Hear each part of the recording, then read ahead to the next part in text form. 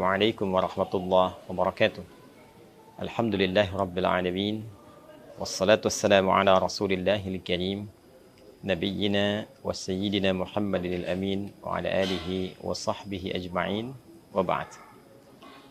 Saudara-saudariku, shaimin, shaimat, dimanapun berada, alhamdulillah, seluruh curahan nikmat yang Allah anugerahkan kepada kita semua selaku hamba-Nya sampai detik ini telah mengantarkan kita khususnya dalam perjalanan waktu ke 10 hari di penghujung Ramadan 1445 Hijrah. Nikmat yang istimewa, keberkahan yang begitu agung, tak terasa telah kita lewati setidaknya kurang lebih 20 hari berjalan selama Ramadan. Semoga Allah Subhanahu wa Ta'ala berkenan menerima seluruh amal ibadah yang telah kita tunaikan, mengabulkan doa-doa kita, mengampuni dosa-dosa yang pernah kita kerjakan, dan mengantarkan kita pada perubahan terbaik dalam berkehidupan. Teman-teman, di 10 hari terakhir Ramadan adalah puncak dari segala perjalanan ibadah kita di bulan mulia ini. Sekaligus akan mengantarkan kita pada keistimewaan yang tidak biasa, pada keagungan yang begitu menggetarkan kepada jiwa dan mendatangkan peluang yang begitu dahsyat yang boleh jadi tidak ditemukan di waktu-waktu lainnya.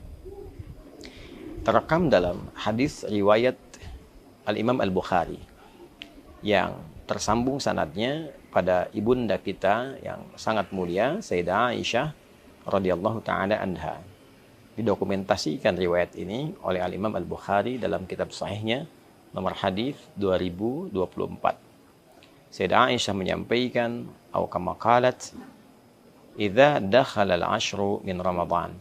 Di riwayat lain, idza dakhalatil ashru, jika telah tiba 10 hari terakhir di bulan Ramadan, syadda an-nabiyyu sallallahu alaihi wasallam mi'zarahu wa ahya lailahu wa aiqadha ahlahu. Adalah Nabi sallallahu alaihi wasallam memiliki kebiasaan beliau mengencangkan sarungnya, kemudian beliau menghidupkan malamnya, dan beliau membangunkan keluarganya. Tafsir ulama, terutama para pakar hadis, dari 3 kebiasaan Nabi SAW ini memberikan satu kesimpulan bahwa ada yang istimewa di 10 hari terakhir di bulan Ramadan, sampai Nabi mengencangkan sarungnya. Ini gambaran dari 2 hal. Yang pertama adalah mengencangkan sarung itu satu kinayah dalam bahasa Arab untuk menunjukkan menepikan pergaulan dengan istri dalam hal hubungan biologis, karena ada sesuatu yang sangat penting yang ingin diburu.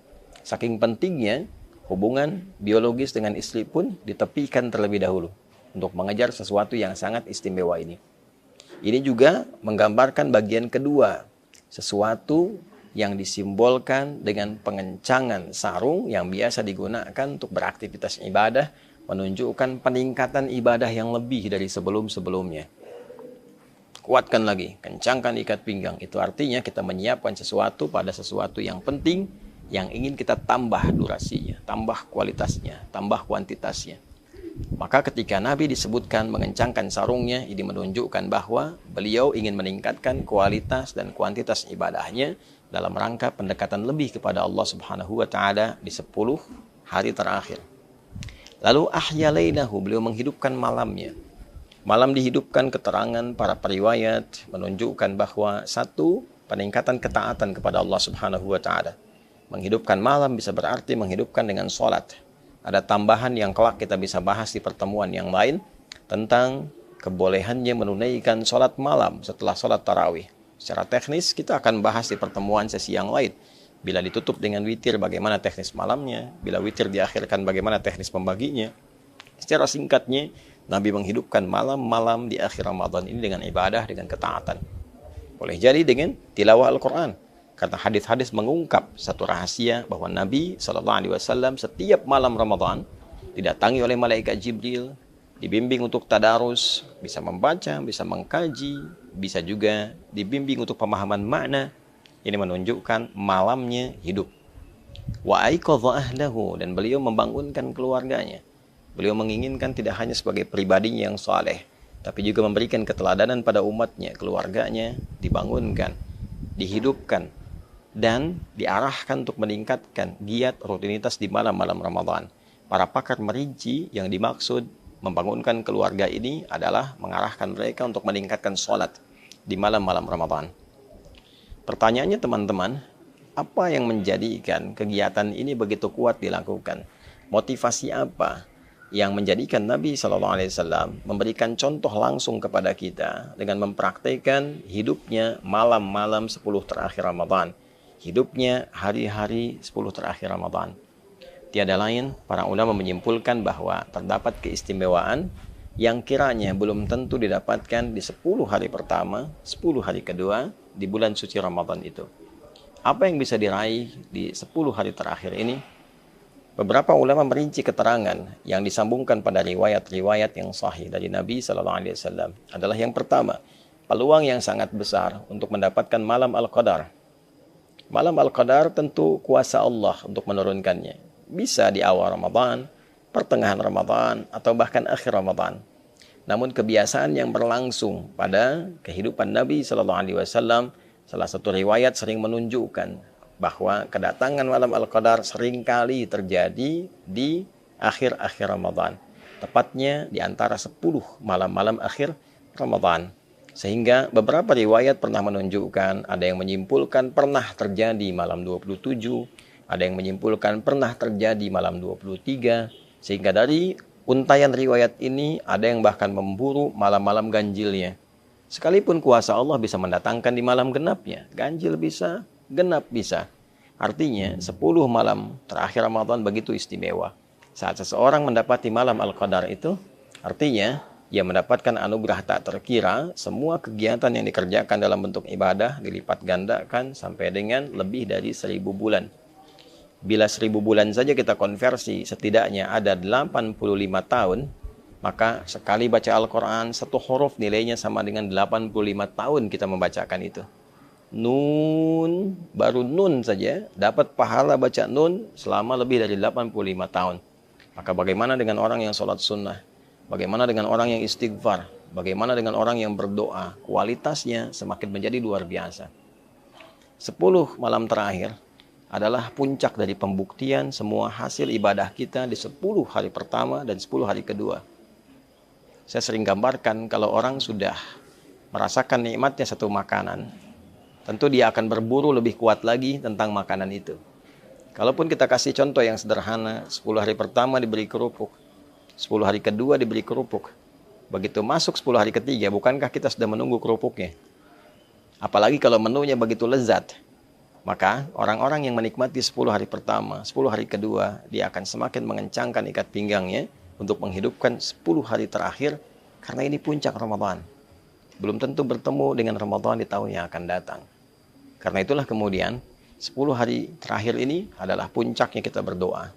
Optimalkan, boleh jadi itu menjadi puncak dari jawaban. Puncak kita bertobat.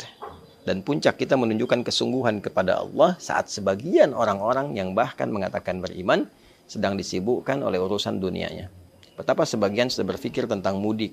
Tidak salah, sah-sah saja. Dan boleh jadi kita berhusnudzan di perjalanan mereka mengisi dengan tilawah, mengisi dengan ibadah, alhamdulillah. Sebagian masih sibuk dengan berdagang, mengejar setoran, mengejar THR, mengejar pembagian, bahkan mengejar untuk target lebaran. Berapa omset yang harus didapatkan. Di saat orang mengejar omset dunia, ada orang yang berpikir investasi mengejar omset akhirat. Maka dia tukar dunianya untuk mengejar akhiratnya. Dan itu luar biasa. Pada saat itu bisa kita lakukan, maka rahmat Allah turun dengan lebih luas di situ.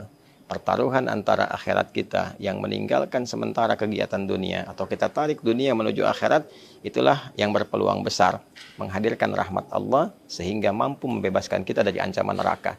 Itu sebabnya 10 hari terakhir sebagian ulama berkomentar bahwa ini potensi besar untuk membebaskan kita dari jeratan neraka. Itqum minan nar. Bila 10 hari pertama rahmat begitu banyak, 10 hari kedua maghfirah, peluang ampunan, kesungguhan ditunjukkan.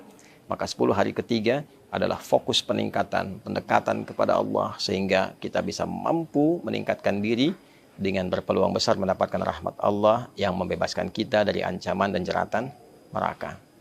Saudara, Allah memberikan kesempatan pada kita berulang tahun berulang waktu datangnya Ramadan. Mungkin yang sebelumnya belum optimal, sebelumnya lagi belum bisa maksimal. Jika Allah sudah berikan berulang selama hidup sampai detik ini belum mampu kita manfaatkan, berapa Ramadan lagi yang kita butuhkan untuk bisa mengoptimalkan diri kita mendekat kepada Allah Subhanahu wa taala.